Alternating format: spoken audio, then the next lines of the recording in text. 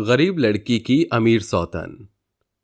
मन में सैकड़ों सपने सजाए ससुराल की दहलीज पर खड़ी गरीब दुल्हन का स्वागत करते हुए उसकी सास कल्याणी कुड़कुड़ाती हुई कहती है।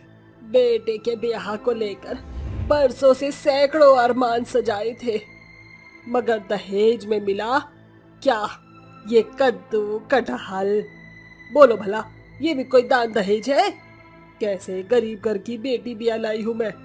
गरीब बहू को ससुराल आए चंद पल ही हुए थे कि सास का ताना बाना शुरू हो चुका था। समय के साथ यह रोजाना की बात बन गई। कल्याणी किसी न किसी बात से गरीब बहू का दिल जलाया करती थी। अरे ओ गरीब की बेटी, कहाँ मर गई है मुई? क्या हुआ माँ जी, आपने बुलाया? दिन भर पलंग तोड़ने के बजाय और कोई कामकाज नहीं क्या तुझे? दीपावली आने में 2 दिन है। चल अपने बाप को फोन घुमा और ये सारा सामान मंगा। लिस्ट में लिखे सामान को पढ़कर बेचारी गरीब बहू हताश होकर कहती है। माँ जी, आप तो जानती हैं कि मेरे बाबूजी बेहद गरीब हैं। उनके कंधे पर अभी 2 बेटियां ब्याहने का बोझ लदा हुआ है।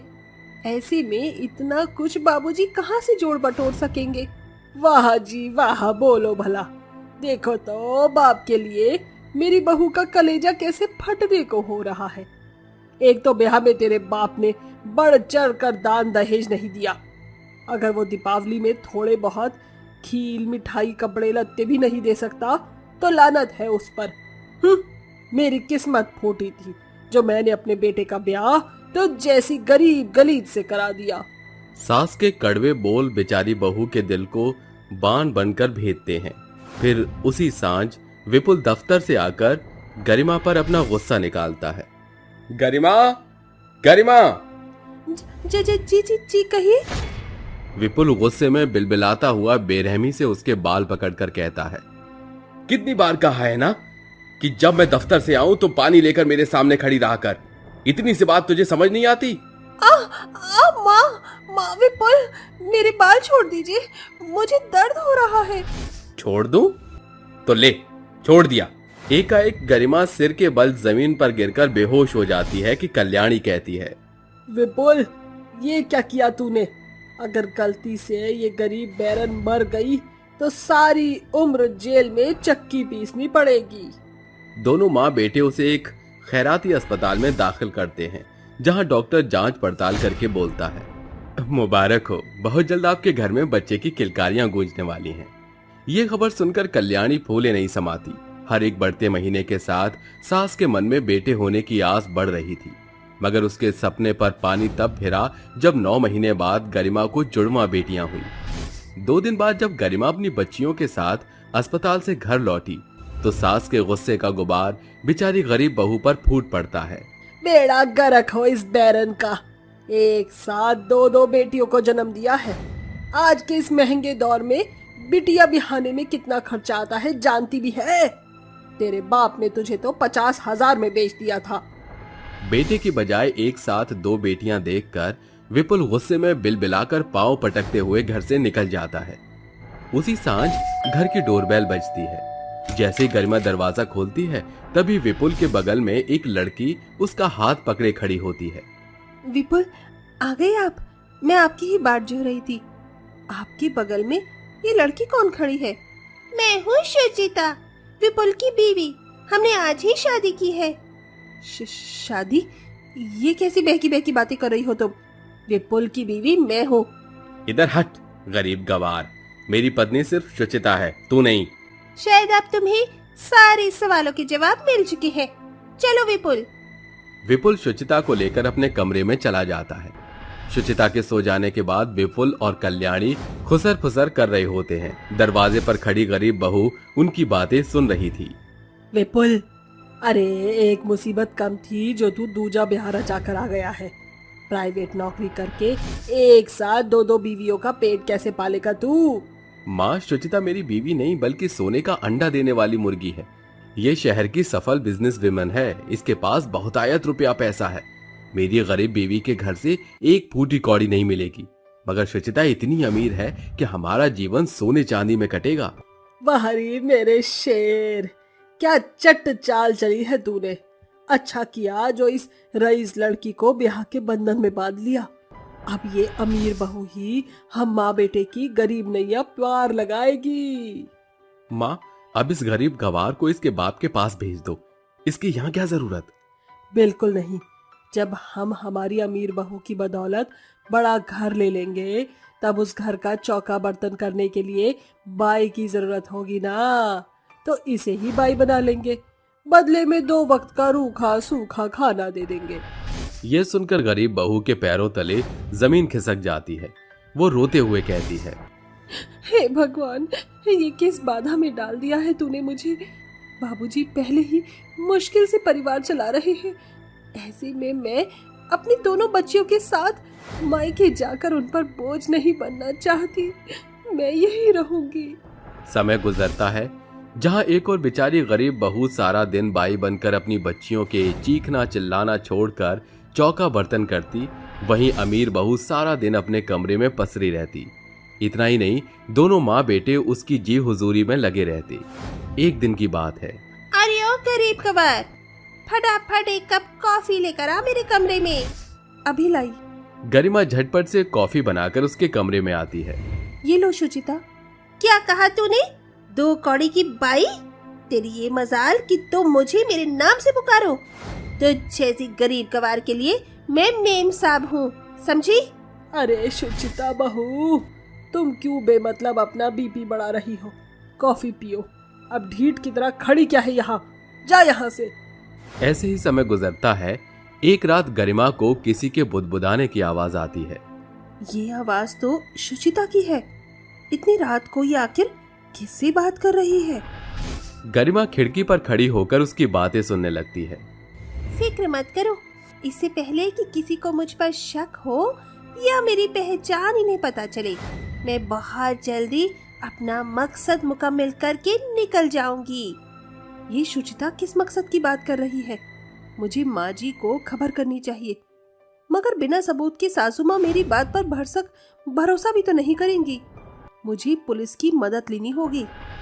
अगले दिन गरिमा पुलिस चौकी पहुंचती है, जहां दीवार पर सोझे तौर पर सुचिता की तस्वीर लगी होती है। क्या बात है मैडम, इस तस्वीर को देखकर आपका चेहरा पीला क्यों पड़ गया? दरअसल ये लड़की एक फ्रॉड है जो धोखेबाजी का धंधा करती है। ये सीधी तौर से लड़कों से शादी करके उनका शिकार करती है। पुलिस इस फ्रॉड के फिराक में है। इंस्पेक्टर साहब, ये लड़की इस समय मेरे घर पर मौजूद है। इससे पहले कि ये फ्रॉड वहां से भी फरार हो जाए, हम लोगों को इसे रंगे हाथ पकड़ना होगा। चलिए। थोड़ी ही देर में बहू पुलिस के साथ ससुराल पहुंचती है, जहां शुचिता सोफे पर बैठी होती है। तो आखिरकार तुम मिल ही गई। You are under arrest. Inspector साहब, ये क्या बदतमीजी है? शायद आपको खबर नहीं, शुचिता मेरी बीवी है। विपुल, शुचिता एक धोखेबाज औरत है। ये लोगों से शादी करके उन्हें लूटती है। ये अमीर होने का झूठा ढोंग करती है।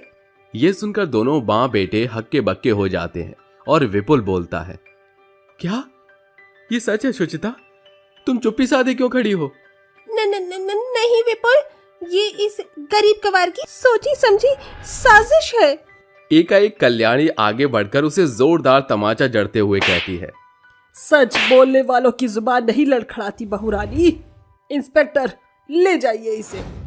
पुलिस धोखेबाज बहू को हिरासत में ले लेती है और कल्याणी कहती है, गरिमा बहू, हम मंदबुद्धि माँ बेटे को माफ कर दो। आज अगर तू ना होती तो इस फरेबी का पर्दाफाश ना होता। मैंने तुझे मिट्टी समझा, मगर तू खरा सोना है। माँ जी, ये तो आपका बड़ापन है। भगवान की दया है जो समय रहते शुचिता का सच सामने आ गया। आखिरकार दोनों माँ बेटे के अकल पर पड़े रईसपन का रोड़ा हट चुका था। आज गरीब बहू ससुराल में सम्मान के साथ रह रही है। सास लाई बहू की सौतन। रात का समय होता है। पार्वती अपने कमरे में गहरी नींद में सो रही होती है। तभी दरवाजे पर जोर जोर से दरवाजा खटखटाने की आवाज आती है, जिसकी वजह से पार्वती की नींद खराब होने लगती है। ओहो, कौन है इस समय? भला ये कोई समय है घर पर आने का? पार्वती नींद में उठना बिल्कुल नहीं चाहती थी, लेकिन तभी दरवाजा फिर से पीटने की आवाज आती है। जिसकी वजह से उसे ना चाहते हुए भी दरवाजा खोलने के लिए जाना पड़ता है। हद ही हो गई, इतनी रात को मेरा ही दरवाजा पीटने के लिए मिला था। जैसे ही पार्वती दरवाजा खोलती है, दरवाजे पर उसका बेटा राहुल एक लड़की के साथ खड़ा होता है, जिसे देखकर पार्वती राहुल से कहती है, अरे राहुल, ये क्या, इतनी रात के समय तू अमेरिका से वापस लौटा है? और ये अमेरिका की गोरी मैडम तेरे साथ क्या कर रही है? कहीं ये अपना घर छोड़कर तेरे साथ भागकर तो नहीं आ गई? अरे नहीं नहीं, जेनी मेरे साथ भागकर नहीं आई, मैं ही उसे भगा कर लाया हूँ। हे भगवान, ये क्या कह रहा है तू? राहुल, ये तो एक अंग्रेज है, तू इसे भगा कर कैसे ला सकता है? अरे माँ, जेनी मेरा सच्चा प्यार है, मैं इसे बहुत प्यार करता हूँ, इसलिए हम दोनों अमेरिका से भागकर यहाँ आ गए हैं। मैं इसे वहाँ से भगा कर लाया हूँ और मैंने इससे शादी भी कर ली। हे भगवान, क्या मैंने तुझे ये सब करने के लिए अमेरिका भेजा था? अरे बेटा, मैंने तो तुझे पढ़ाई करने के लिए अमेरिका भेजा था, ना कि अमेरिका की गोरी भगाने के लिए। राहुल जेनी को लेकर घर में चला आता है। तभी पार्वती कहती है, अरे राहुल, ये गोरी मेरी बहू नहीं बन सकती। अरे मैं इसे क्या कहूँगी, इसे तो हिंदी भी नहीं आती। सासू माँ, मेरे को हिंदी आता है, प्रणाम सासू माँ। देखा ना आपने, संस्कार तो इसमें मैंने कूट कूट कर भरे हैं। अरे आप चिंता मत करो, ये आपकी सभी बातों को समझेगी। मैंने थोड़ी बहुत हिंदी से समझा दी है। चलो जेनी, तुम्हें अपना कमरा दिखाता हूँ। Okay darling, bye bye. Mom, good night. Rahul Jenny को अपने साथ ले जाता है। वहीं दूसरी तरफ बेचारी पार्वती सोफे पर बैठी हुई अपने मन में सोचने लगती है, हे भगवान, अब मेरा क्या होगा? मैं तो एक सुशील और संस्कारी बहू चाहती थी, लेकिन इस अंग्रेजन ने तो मेरे घर पर आकर तुरंत काबू कर लिया है। और देखो तो सही, मेरा बेटा इतना मजनू हो गया है कि सीधा उसे अपने कमरे में ले गया। मुझे ही कुछ करना होगा। अगले दिन जैसे ही सवेरा होता है, पार्वती रसोई में नाश्ता बना रही होती है। तभी जेनी वहां पहुंच जाती है और पार्वती से कहती है, good morning mom, what are you doing? अरे रे, ये सुबह सुबह मेरे ऊपर अंग्रेजी झाड़ने आ गई। अरे मेरी माँ, चली जाए यहाँ से, मुझे आराम से नाश्ता तो बनाने दे। If you agree, so I can make breakfast for you. Jenny की अंग्रेजी सुनकर पार्वती को कुछ भी समझ नहीं आता, जिसके बाद वो अपने बेटे राहुल को चिल्ला कर बुलाती है, राहुल, राहुल, कहाँ है तू? जल्दी आ। अरे इस अंग्रेजन मैडम को देख, मुझसे क्या कहे जा रही है। तभी राहुल अपनी माँ पार्वती की आवाज सुनकर उसके पास पहुंच जाता है और उससे कहता है, अरे माँ, क्या हुआ? चिल्ला क्यों रही हो? तेरी अंग्रेजन बहू मुझे यहाँ खाना बनाने ही नहीं दे रही है। जा जल्दी से इसे ले जा, नहीं तो मैं इसका कत्ल ही कर दूंगी। रिलैक्स माँ, मैं अभी जेनी को यहाँ से ले जाता हूँ। Come Jenny, mom is making breakfast right now, don't disturb my mom, and we have some time now, so we both can take shower. हाँ, ओके डार्लिंग। राहुल जेनी को अपने साथ ले जाता है, जिसके बाद पार्वती अपने आप से कहती है, बहुत हुआ, मैं इसे अपने घर में और सहन नहीं कर सकती।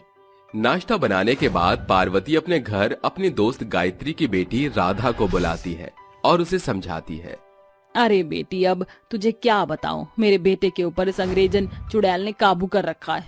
ये यहाँ मेरे बेटे की प्रॉपर्टी को हड़पने के लिए आई है। तू मेरा एक काम कर दे और इस अंग्रेजन मैडम से मेरे बेटे को दूर कर दे। तू अपने जाल में मेरे बेटे को फंसा ले, उसके बाद तुम दोनों की शादी कर दूंगी और तू मेरी बहू बन जाइयो। आप चिंता मत कीजिए, मैं राहुल जी को इस अंग्रेजन औरत के हाथ में फंसने नहीं दूंगी। उस दिन के बाद से राधा पार्वती के घर में ही रहने लगती है। जब भी राहुल अकेला होता या कुछ काम कर रहा होता तो राधा उसके पास चली जाती। लेकिन इस बात से जेनी को कोई फर्क नहीं पड़ता, क्योंकि अमेरिका में ये सब नॉर्मल होता है। एक दिन रात के समय राहुल छत पर टहल रहा था। तभी राधा भी छत पर पहुंच जाती है और उसे अपनी मीठी चुपड़ी बातों में फंसाने लगती है। देखिए ना, हमारा इंडिया कितना अच्छा है, सबके अंदर इतने प्रेम और भावना होती है। वहीं ये अमेरिका वाले लोग, इन्हें तो रिश्तों के बारे में कुछ पता ही नहीं होता, निभाना तो बहुत दूर की बात है। राहुल बड़े ही ध्यान से राधा की बातें सुनने लगता है।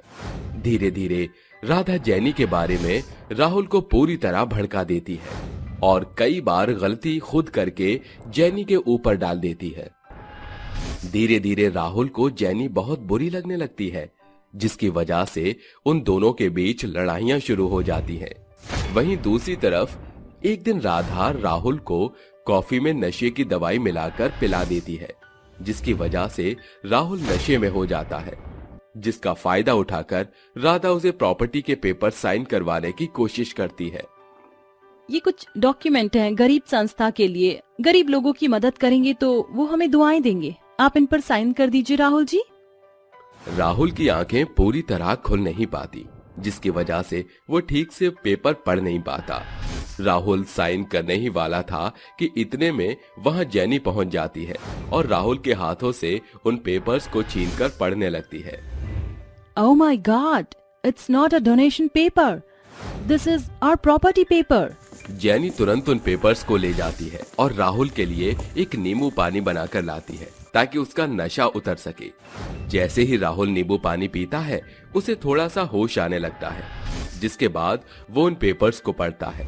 तभी वो अपनी माँ पार्वती को बुलाता है और राधा की सारी सच्चाई उसे बताता है, जिसे सुनने के बाद पार्वती रोने लगती है और अपने बेटे से कहती है, मुझे माफ कर दे बेटा, मैं इस अंग्रेजन बहू को अपने घर से भगाने के चक्कर में इस राधा की बच्ची को यहाँ लेकर आई थी। मुझे नहीं पता था कि ये इतनी चालाक निकलेगी, लेकिन मुझे अपनी अंग्रेजन बहू पर बहुत गर्व है। इसने आज हमें इतनी बड़ी मुसीबत से बचा लिया। अगर आज ये ना होती तो हम तो बेघर ही हो जाते। तभी जेनी वहाँ पुलिस बुला लेती है और पुलिस राधा को गिरफ्तार कर ले जाती है। ये सब देखकर पार्वती जेनी को गले से लगा लेती है। उस दिन के बाद से पार्वती जेनी को अपनी बहू मान लेती है और उसके साथ खुशी खुशी रहने लगती है। सोना लूटने वाली चुड़ैल। एक गांव में सभी लोग कुशल मंगल रह रहे थे। उसी बीच एक चुड़ैल नाव में बैठकर सवार हो रही थी और कहती है, आजकल मैं बहुत बोर हो जाती हूँ। मेरे भूतिया चुड़ैल लोग के सभी लोग जॉब पर हैं, लेकिन एक मैं ही हूँ जो कामचोर, आलसी, जॉबलेस, लेजी चुड़ैल हूँ। यार, मुझे भी कोई काम धंधा करना चाहिए, पर क्या करूँ? आदत से मजबूर हूँ। क्या मेरे लायक कोई ऐसा काम है जो मुझे बचपन से पसंद हो? अरे हाँ, आइडिया! चोरी करना।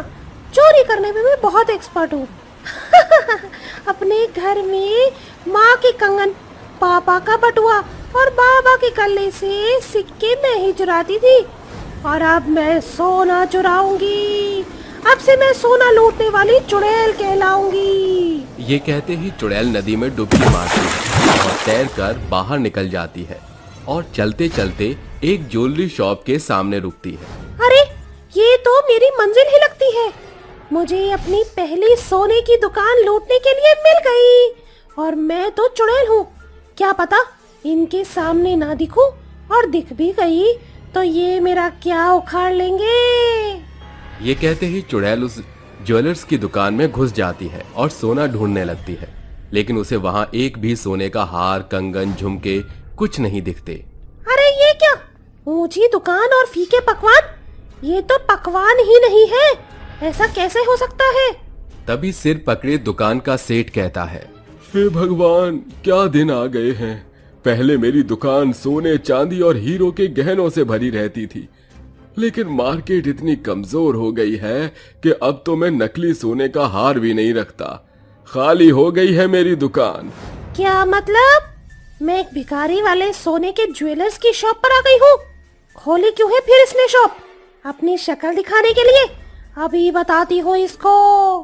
तभी चुड़ैल उसकी गर्दन पकड़कर हवा में उठा लेती है, लेकिन सेठ को कोई भी दिखाई नहीं देता और वो हवा में अपने हाथ झटपटाते हुए कहता है, अरे अरे कौन है? किसने मुझे हवा में उठा लिया?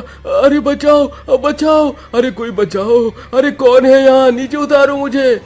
मैं हूँ चुड़ैल। अब दिखी तुझे क्या रे? सोने की दुकान खोलकर भिखारी और कंगालों की तरह यहाँ पर क्यों बैठा है? सारा सोना कहाँ है? चुपचाप बता दे। मैं जानती हूँ तू बहुत शाना है, जिसने सारा सोना छुपा के रखा है। कहाँ रखा होगा? चुड़ैल, पर आप मेरी दुकान में क्यों आई हो और सोने की बात क्यों कर रही हो? तुम तो इंसानों को खाती हो ना। साले हलकट, माइंड योर ओन बिजनेस। मैं लोगों को मारूं या सोना चुराऊं, उससे तुझे क्या? मुझे सोना बता कहाँ है। मैं सच बोल रहा हूँ, मेरे पास सोना नहीं है। मार्केट में सोना आएगा ही नहीं तो मैं बेचूंगा क्या और कमाऊंगा क्या? इसका मतलब मेरी पहली चोरी नाकाम हो गई। ओहो। क्या तुम चोरी करना चाहते हो? मैं बताऊं तुम्हें बहुत सारा सोना कब मिलेगा? हाँ हाँ बताओ। पहले मुझे नीचे उतारो, अरे मेरी जान बख्श दो, तो तुम्हें बहुत सारा सोने का खजाना बताऊंगा। अच्छा ले फेंक दिया। ये बोलकर चुड़ैल उसे फेंक देती है। बम तोड़ डाला रे, ऐसे क्यों फेंका तूने? बता रहा है या मार डालूं तुझे? बताता हूँ। तुम्हें अगर बहुत सारा सोना चाहिए तो 1 महीने का इंतजार करो।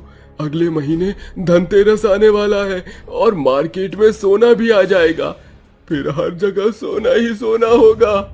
अच्छा ऐसा है क्या? तू सच बोल रहा है? अगले महीने सोना ही सोना होगा? हाँ, क्योंकि धनतेरस पर सब सोना ही खरीदते हैं। ठीक है, अगर तेरी बात छोटी निकली तो छोड़ूंगी नहीं तुझे। कैसे बिताऊंगी 1 महीना? अब सोचा था बहुत सारा सोना लूटूंगी, गहने पहनकर अपना सोना पहनने का शौक पूरा करूंगी। ये कहते ही चुड़ैल उस ज्वेलर्स शॉप से बाहर आ जाती है और 1 महीना जंगल में कभी पेड़ पर सोते हुए बिताती है, तो नदी में तैरते हुए, तो कभी खेलते कूदते हुए। सोना लूटने के चक्कर में वो बिल्कुल बावली चुड़ैल बन गई थी। वो दिन में भी सोने का सपना देखती है। महारानी, आपको ये सोने का हार पहनाऊं, हीरो का हार पहनाऊं और आपके पैरों में सोने की ये पायल पहना दूं या घुंघरू वाली? महारानी के आसपास सभी चीजें सोने की लगी हुई हैं। ऐसा करो, ये जो सबसे बड़ा सोने का हार है ये भी मेरे गले में पहना दो। इतना सोने का जेवर पहनाओ कि मैं ऊपर से लेकर नीचे तक ढक जाऊं सोने में और मेरी सोने की मूर्ति बनाने की जरूरत ना पड़े। जी महारानी चुड़ैल, इनामी नाडी का चुड़ैल और सोने की माला लेकर आओ और सोने का ताज भी लेकर आओ। इसके बाद चुड़ैल की सारी सेविकाएं उसे और सोने के गहने पहना देती हैं। अरे वाह, मैं तो बहुत अच्छी लग रही हूँ। मेरे सोने की अंगूठी अभी मेरे हाथों में पहना दो। हाँ हाँ, ये वाली भी और ये वाली भी सारी पहना दो। हाँ हाँ, ये भी पहना दो और ये भी। हाय, मैं चुड़ैल कितनी अच्छी लग रही हूँ सोने की। और ये मेरी अंगूठियाँ कहाँ गई? अरे मेरे गले का बड़ा हार और वो ईना मीनाडी का चुड़ैल जो मेरी नौकरानी थी। हे भगवान, लगता है मैं दिन में सोने के सपने देख रही हूँ। अब तो बस जल्दी से 1 महीना पूरा हो जाए, फिर ऐसे सोने के जेवरों में लदूंगी कि अंबानी की बेटी को भी फेल कर दूंगी। 1 महीना पूरा हो जाता है। धनतेरस का दिन आ जाता है, जहाँ सभी लोग सोने की दुकानों पर भीड़ जमाए हुए सोना खरीद रहे थे। और ये देखकर चुड़ैल कहती है, अरे वाह, उस मोटे लाला ज्वेलर मोटे ने बिल्कुल सही कहा था। धनतेरस पर अब सोना खरीदने आए हैं सब लोग। अब इन सब का मैं सोना चुरा लूंगी। सबसे पहले सेठ की दुकान को चुराऊंगी। ये कहते ही चुड़ैल एक एक करके उसकी दुकान का सारा सोना अपनी पोटली में रख लेती है और सेठ से कहती है, शुक्रिया मोटा लाला, तूने मुझे धनतेरस का सही मौका बताया, इसीलिए मैंने शुभारंभ तेरी दुकान से ही कर डाला है। तो फिर से कंगाल हो जा अब तो। अरे नहीं नहीं नहीं नहीं चुड़ैल, ऐसा मत करो। अरे मैं तो बर्बाद हो गया, मेरी दुकान लुट गई, मैं लुट गया, मेरा सोना लुट गया। तभी चुड़ैल और भी सुनार की दुकानों से उनके सोने को चुरा लेती है और धनतेरस के आधे दिन में ही सभी जगह बवाल हो जाता है और लोग कहते हैं, हाय हाय, अब मैं सोना कैसे खरीद लूंगी? कल मुझे दिवाली पर पूजा करनी है, आज धनतेरस पर मुझे सोने का सिक्का लेना था, लेकिन इस सुनार की दुकान खाली है और दूसरे पर गई तो उसकी दुकान में सोने की एक लौंग तक भी नहीं थी। पता नहीं किसने चुरा लिया सब। आप सही कह रही हैं बहन जी, मेरे भाई की दुकान भी लूट गई। पता नहीं, सुबह तो सब ठीक था, लेकिन आधे दिन में ही सब कंगाल हो गए हैं। अब पता नहीं सबकी धनतेरस की पूजा कैसे होगी और दिवाली सबके घर में कैसे मनेगी। भगवान, अरे मैं लुट गई, बर्बाद हो गई। मेरा पुश्तैनी हार भी चला गया, पॉलिश के लिए दिया था, अब कैसे धनतेरस बनाऊंगी? जहाँ कुछ देर पहले धनतेरस की रौनक हर गली और सुनार पर थी, अब वो सब सुनसान सा लग रहा था। सभी लोग हाहाकार कर रहे थे कि अब हम धनतेरस की पूजा कैसे करेंगे। वहीं दूसरी ओर चुड़ैल सारे गहने पहने मजे से महारानी की तरह बिस्तर पर लेटी थी। तभी एक बच्ची गौरी उसे देखकर कहती है, लगता है यही वो चुड़ैल आंटी है जिन्होंने सबका सोना चुरा लिया है और खुद लेकर बैठी है। अरे वाह वाह, आखिर मैंने अपना सोना लूटने का सपना पूरा कर ही दिया। क्या सुकून मिल रहा है। चुड़ैल आंटी, मैं आपसे कुछ बोलना चाहती हूँ। आपने बिल्कुल ठीक नहीं किया। दूसरों का सोना लेकर आप जानती नहीं है सब लोग बाहर कितना परेशान हो रहे हैं। ए, तू कौन है और मुझे कैसे देख पा रही है? पता नहीं, लेकिन मैंने आपको यहाँ देखा तो मैं चली आई। चुड़ैल आंटी, आप ऐसा मत कीजिए। सबको धनतेरस मनाने दीजिए। सब परेशान हैं। यहाँ तक कि मेरी मम्मी भी, मेरे पापा की दी हुई आखिरी निशानी थी उनके पास, मंगलसूत्र, जो आपने चुरा लिया है। सब लोग दिवाली पर लक्ष्मी जी के पास सोना रखकर पूजा करते हैं। अगर आप सबका सोना ले जाओगी तो सब अपनी दिवाली कैसे मनाएंगे? उनका धनतेरस भी पूरा नहीं होगा। सबने बहुत मेहनत से सोने को खरीदा था और आप उनके पैसे, उनकी मेहनत यहाँ से ले गई। शायद तुम सही कह रही हो। एक छोटी सी बच्ची ने मेरी आंखों से सोने की पट्टी को उतार दिया है। मैं सोने के लालच में बहुत अंधी हो गई थी, लेकिन अब मैं सबको उनका सोना वापस कर दूंगी ताकि वो अपने धनतेरस और दिवाली दोनों अच्छे से मना सके। यही मंगलसूत्र है ना तुम्हारी माँ का? ये लो, ले जाओ। हाँ चुड़ैल आंटी, यही है। शुक्रिया, आप मेरी बात समझ गए। आप मेरी मम्मी से मिलेंगी? नहीं, पहले सबका सोना लौटा देती हूँ। तभी चुड़ैल एक एक करके सभी सुनार को उनका सोना वापस कर देती है और उनसे माफी मांगती है, और सेठ से भी। माफ करना, लेकिन मैंने तुम्हारा सारा सोना वापस कर दिया है। अरे तुम्हें गलती का पश्चाताप है, इसलिए मैं तुम्हें सोने का एक बहुत बड़ा हार देना चाहता हूँ। मेरी तरफ से तुम्हें पसंद है, शायद इसलिए तुमने चोरी की थी। शुक्रिया। इस तरह से लूटा हुआ सोना चुड़ैल सबको वापस कर देती है, जिससे सब अपने धनतेरस खुशी खुशी मनाने लगते हैं। गरीब बहन वर्सेस अमीर भाई। ये कहानी है सागरपुर गांव में रहने वाले परिवार की, जिसमें भूपेंद्र और बिंदिया नाम के दो भाई बहन अपनी अंधी माँ ममता के साथ रहते थे। पिता की मौत ने परिवार पर दुखों का बड़ा पहाड़ तोड़ा। ऐसे में 16 बरस की बिंदिया ईंट की भट्टी में मर्दों के बीच मेहनत मजदूरी करके परिवार का पेट पाल रही थी। एक सांझ, क्या बात है, मेरा भाई भूपेंद्र इतना हताश क्यों है? जब मैं बच्चों को बस्ता लिए स्कूल जाता देखता हूँ तो मेरा मन भी स्कूल जाने का बड़ा मन करता है। ये सुनकर बिंदिया बेहद भावुक होकर कहती है, भूपेंद्र, मैं कल ही तुम्हारा दाखिला प्राइवेट स्कूल में कराऊंगी। फिर तुम मन लगाकर पढ़ना। चाहे मुझे दिन रात कमर तोड़ मेहनत करके तुम्हें पढ़ाना पड़ा तो भी तुम्हारी ये बड़ी बहन पीछे नहीं हटेगी। बिंदिया ने सारी बचत को भाई की शिक्षा में लगा दिया। सालों के समय के साथ भूपेंद्र की स्कूल की शिक्षा समाप्त हो गई। दीदी देखो, मैंने फर्स्ट क्लास से स्कूल की पढ़ाई समाप्त की है, मगर क्या? बोल मेरे भाई। मगर आगे की पढ़ाई के लिए मुझे शहर जाना होगा। एडमिशन में पूरे 50,000 रुपए लगेंगे। अरे पगले, तू इतनी चिंता क्यों करता है? तेरी दीदी है ना, तू शहर जाने के लिए सामान बांध ले, तुझे पैसे मिल जाएंगे। अगली सुबह बिंदिया भट्टी के मालिक से कहती है, केवट काका, मुझे 50,000 रुपए चाहिए। मगर बिटिया, इतनी बड़ी रकम क्या जरूरत आन पड़ी है? भूपेंद्र की आगे की पढ़ाई के लिए उसको शहर भेजना है। मैं अपने भाई के भावी भविष्य को उज्जवल होता देखना चाहती हूँ। बिटिया तू बड़ी भोली है। बिटिया, भगवान तो जैसी बहन सबको दे। गरीब बहन बिंदिया भाई का भविष्य बनाने के लिए केवट की कर्जदार होकर भूपेंद्र को शहर भेजती है।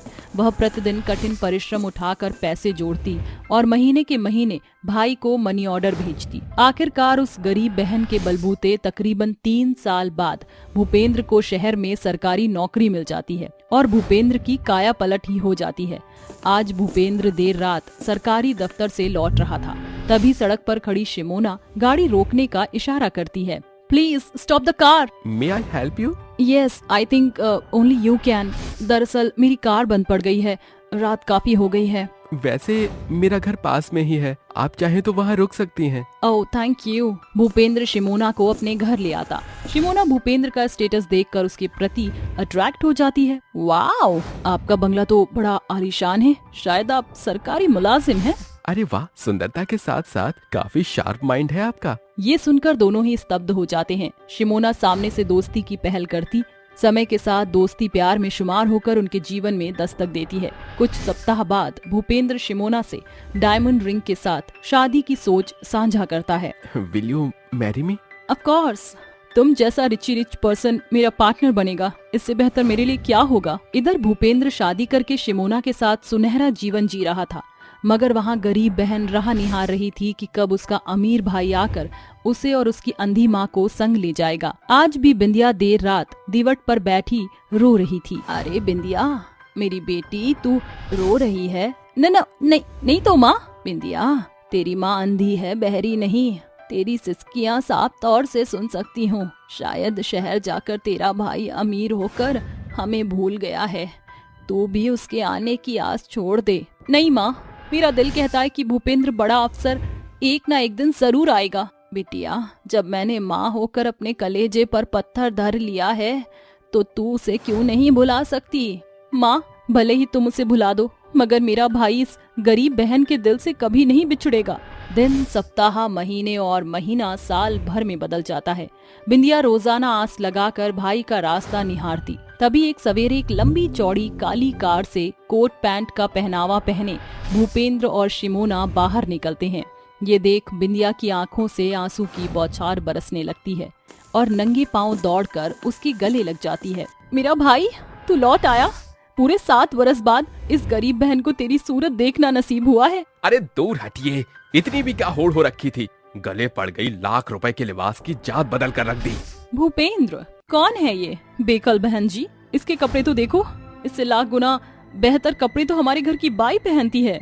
बदकिस्मती से ये मेरी बहन है, कहते भी शर्म आ रही है। भूपेंद्र की बोली बिंदिया के कलेजे को तीर की तरह भेदती है। तभी ममता कहती है, भूपेंद्र, शायद तू भूल रहा है कि जिस अमीरी बखान तू कर रहा है ये तेरी गरीब बहन के बदौलत ही है। अगर वह मेहनत ना करती तो तू यहाँ ना होता। माँ, इस अमीरी के मुकाम पर मैं अपनी बदौलत पहुँचा हूँ।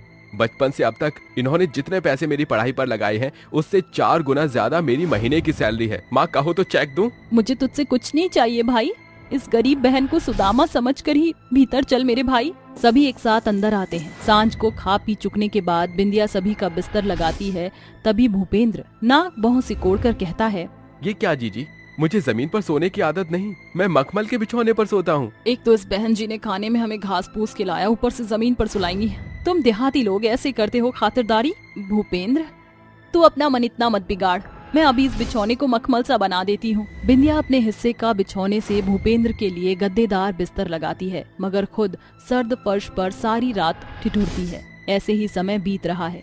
उस सवेरे जब बिंदिया भट्टी की ओर बढ़ रही थी तो उसका गांव का बिगड़ैल बेपाक लाखन उसको छेड़ते हुए कहता है, अरे ओ मेरी रसमलाई, हाँ जरा रुको तो, इतना मटक मटक कर कहाँ चल दी सवेरे सवेरे सवारी? हाँ? एकाएक लाखन उसका हाथ पकड़ लेता है। लाखन, मेरी कलाई छोड़। अरे मेरी रस भरी रानी, किसी को न किसी को तो तुम्हारी कलाई पकड़नी पड़ेगी।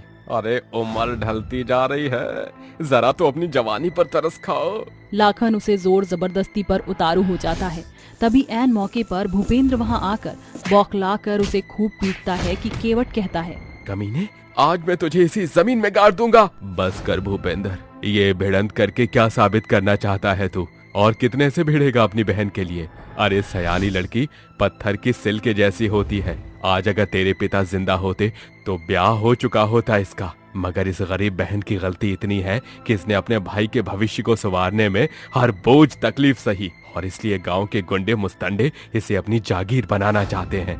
केवट की कड़वी बातें भूपेंद्र के मन को इस कदर भेदती हैं कि उसका अभिमानी सर शर्म से झुक जाता है। दीदी, मुझे माफ कर दो। अरे आपने तो इस भाई के लिए बड़ी बहन से बढ़कर किया, मगर मैं मंद बुद्धि आपकी जिम्मेदारी उठाने के बजाय आपको कितना कुछ सुनाया, अब ये भाई अपनी बहन की शादी उतनी शानो शौकत से करेगा कि दुनिया देखेगी। भूपेंद्र अपने भरसक कोशिश से बहन के ब्याह के लिए सैकड़ों रिश्ते देखता है। अंत में वह अपने शहर में रहने वाले अपने सर्वप्रिय मित्र से उसकी शादी कर देता है और अंत में कहता है, जाओ दीदी, आज से तुम्हारे जीवन की नई शुरुआत होने जा रही है। सजना के घर जाकर अपने इस भाई को भूल मत जाना। विदाई की बेला पर बिंदिया अपने भाई के सीने से सटकर फूट फूट कर रोती है। अब दोनों भाई बहन एक समान रईस हो चुके थे। दोनों की जीवनी चांदी सोने के समान कट रही थी। सच है साथियों, अक्सर लोग रुतबा बदलने के बाद रिश्तों की अहमियत भूल जाते हैं, मगर याद रखिए, इंसान का सिर्फ स्टेटस ही सब कुछ नहीं, पारिवारिक प्यार की साझेदारी सर्वोपरि धन है। पैसा परिवार का मोल कभी नहीं चुका सकता।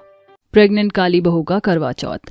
अरे बहू, ओ बहू, अरे ओ काली घटा, कहाँ पर है तू? आई माँ जी। काजल तुरंत रसोई से बाहर आती है और अपनी सास से कहती है, बोलिए माँ जी, क्या हुआ? कोई परेशानी है क्या? अरे परेशानी ही परेशानी है। तुझे ये घर के काम दिखाई नहीं देते? जब देखो यहाँ से वहाँ काम चोरी करती रहती है। अरे कुछ तो देख लिया कर, इस घर में कितना सारा काम होता है। अब क्या इन सब कामों को मैं करूँगी? नहीं माँ जी, ये सब काम मैं खुद कर लूंगी। आप जाइए अपने कमरे में आराम कर लीजिए। तो इसका मतलब अब तू मुझे बताएगी कि मुझे क्या करना है और क्या नहीं? अरे तू तो मेरे ऊपर अभी से रौब जमाने लगी है। नहीं माँ जी, आप मुझे गलत समझ रही हो। भला मैं ऐसा क्यों करूंगी? मैं तो आपको आराम करने के लिए कह रही थी। तभी काजल का पति सूरज दोनों सास बहू की यह बातें सुन लेता है और उनके पास आकर उनसे कहता है, अरे क्या बात है, तुम दोनों इस तरह क्यों लड़ रही हो? कोई परेशानी है तो चुपचाप सुलझा लो। अरे बेटा देख ले तेरी बहू को, एक तो काली कलूटी है, ऊपर से मेरे ऊपर इतना हुक्म चलाती है, जब देखो अपनी मनमानी करती है। देखो काजल, अगर तुम्हें इस घर में रहना है तो माँ की बात माननी ही होगी, वरना मैं तुम्हें छोड़ दूंगा। ऐसा कहकर सूरज गुस्से से चला जाता है। सावित्री ने काजल की शादी अपने बेटे सूरज से केवल इसलिए करवाई थी क्योंकि काजल के माता पिता ने दहेज के साथ साथ बहुत मोटी रकम भी दी थी, जिसे याद करके सावित्री अपने मन ही मन सोचती है, आज अगर मैंने लालच ना किया होता तो ये काली कलूटी बहू मेरे नसीब में ना होती। ऐसा कहकर वह वहाँ से चली जाती है, जिसके बाद काजल घर के बाकी के कामों में लग जाती है। ऐसे ही देखते देखते कुछ साल बीत जाते हैं, जिसके पूरे 4 साल बाद भी काजल को कोई संतान पैदा नहीं होती, जिस बात से सावित्री काजल को बहुत ताने सुनाने लगती है। अरे तू औरत है या कुछ और? अरे तेरी शादी को पूरे 4 साल हो गए हैं और तूने अभी तक एक संतान को जन्म नहीं दिया। अरे हमारी पड़ोसन बाला है ना, उसकी बहू ने 2 साल में 2 बच्चे जने हैं, तुझसे तो एक भी ना हो पा रहा। माँ जी, ये सब तो भगवान के हाथों में है, इसमें मैं क्या कर सकती हूँ? जब वह हमें संतान देना चाहेगा तो हमें संतान मिल जाएगी। हाँ, बस 4 सालों से यही तो देखती आ रही हूँ, जब देखो जुबान चलाने के लिए बैठ जाती है।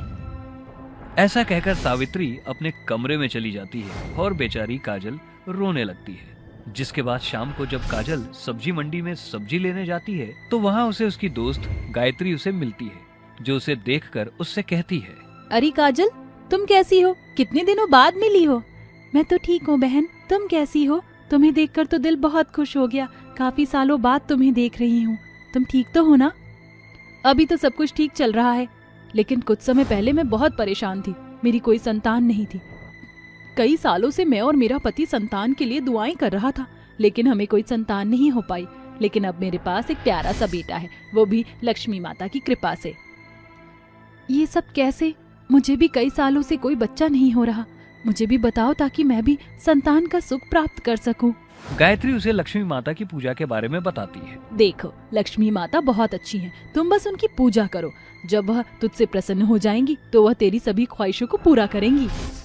ठीक है गायत्री, अब से मैं भी लक्ष्मी माता की पूरे मन से पूजा करूंगी। उस दिन के बाद से काजल लक्ष्मी माता की पूजा करना शुरू कर देती है। वह सुबह शाम लक्ष्मी माता की पूजा करती है। यह सब देखकर सावित्री अपने मन ही मन सोचती है, मुझे तो ऐसा लगता है कि इसने कोई जादू टोना सीख लिया है, जिसकी वजह से ये सुबह शाम मंदिर में ही पड़ी रहती है। ऐसे ही कुछ दिन बीत जाते हैं, लेकिन सावित्री काजल को कुछ नहीं कह पाती। एक दिन काजल को सपने में लक्ष्मी माता दिखाई पड़ती है। काजल, मैं तुम्हारी पूजा और श्रद्धा से संपन्न हूँ। बताओ तुम्हें क्या चाहिए मुझसे। माता रानी, मेरे पास भगवान का दिया हुआ सब कुछ है, बस मुझे एक संतान चाहिए। जो तुम्हें चाहिए वो तुम्हें बहुत जल्द मिलेगा, ये मेरा तुमसे वादा है। तभी अचानक से काजल का सपना टूट जाता है और वह नींद से उठकर यहाँ से वहां देखने लगती है, जिसके बाद वह दोबारा सो जाती है। और अगले दिन जैसे ही सवेरा होता है वह रसोई में खाना बनाने लगती है। तभी अचानक से उसे उल्टियां शुरू हो जाती है, जिसके चलते उसे यह मालूम चल जाता है कि वह प्रेग्नेंट हो गई है। सूरज काजल की बिगड़ी हुई हालत को देखकर उसे हॉस्पिटल लेकर जाता है, जहां डॉक्टर सूरज से कहता है, आप पिता बनने वाले हैं, मुबारक हो, आपकी पत्नी प्रेग्नेंट है। यह सुनकर सूरज को बहुत खुशी मिलती है और वह अपनी पत्नी को वापस घर ले आता है। लेकिन घर आते ही जब सूरज अपनी माँ को काजल की प्रेगनेंसी के बारे में बताता है तो उसकी माँ सावित्री का बुरा सा मुंह बन जाता है और वो अपने बेटे से कहती है, अरे बेटा, काजल तो इतनी काली है कि मैं क्या बताऊं। मैं नहीं चाहती इसका कालापन तेरे आने वाले बच्चे पर आए, इसलिए इससे कह दियो दूध में केसर डालकर रोज पी लिया करे, नहीं तो बच्चा भी इसी की तरह काला कलूटा पैदा होगा। सूरज अपनी माँ के साथ साथ काजल को भी प्यार करता था, इसलिए उसे उसके कालेपन से कोई परेशानी नहीं थी। ऐसे ही धीरे धीरे कुछ दिन बीत जाते हैं और अब काजल को 9वां महीना चल रहा होता है। लेकिन उसी बीच करवा चौथ का व्रत आ जाता है। काजल अपनी सास सावित्री के पास जाती है और उनसे कहती है, माँ जी, करवा चौथ का व्रत आ रहा है, मुझे करवा चौथ का व्रत रखना है। अरे गर्भवती औरतें कोई व्रत नहीं रखती, जा जाकर आराम कर ले। सावित्री करवा चौथ का व्रत रखने के लिए मना कर देती है। जैसे ही शाम होती है, शाम को काजल के फोन पर एक कॉल आता है। हेलो, कौन बोल रही हैं आप? देखिए जी, मैं जीटी हॉस्पिटल से बात कर रही हूँ। आपके पति सूरज का एक बहुत बड़ा एक्सीडेंट हो गया है, फौरन हॉस्पिटल आ जाइए। यह सुनते ही उसके पैरों तले जमीन खिसक जाती है, जिसके बाद वो अपनी सास सावित्री के साथ सीधे हॉस्पिटल पहुंचती है। डॉक्टर उन्हें बताते हैं कि सूरज के बचने के चांसेस बहुत मुश्किल है, जिसके चलते उसकी मृत्यु भी हो सकती है। अब चाहे कुछ भी हो जाए, मैं अपने पति की लंबी उम्र के लिए करवा चौथ का व्रत रखूंगी। अगर करवा माता सच्ची हैं और उनमें शक्ति है तो वह मेरे पति को बचा लेंगी। अब उनका इम्तिहान ही सही। अगले दिन जैसे ही सवेरा होता है, काजल अपने पति की लंबी आयु के लिए करवा चौथ का व्रत रख लेती है और शाम को 4 बजे करवा चौथ की कथा सुनती है और रात को हॉस्पिटल से ही चांद निकलने का इंतजार करती है। जैसे ही चांद निकलता है, चांद को देखकर अपने करवा चौथ का व्रत खोलती है। लेकिन तभी अचानक से उसके पेट में दर्द होने लगता है, जिसके बाद सावित्री उसे सहारा देते हुए डॉक्टर के पास ले जाती है और डॉक्टर उसे ओपीडी में ले जाते हैं। कुछ ही घंटों बाद ओपीडी से एक बच्चे की रोने की आवाज आने लगती है। तभी डॉक्टर बाहर आते हैं। मुबारक हो, आप दादी बन गई, आपको एक पोता हुआ है। यह सुनकर सावित्री को बहुत खुशी मिलती है। वहीं दूसरी तरफ सूरज भी खतरे से बाहर निकल आता है, जिसके बाद सावित्री भगवान का लाख लाख शुक्रिया अदा करती है। उस दिन के बाद से सावित्री को समझ आ जाती है कि इंसान गोरा हो या काला, उसका मन हमेशा साफ होना चाहिए।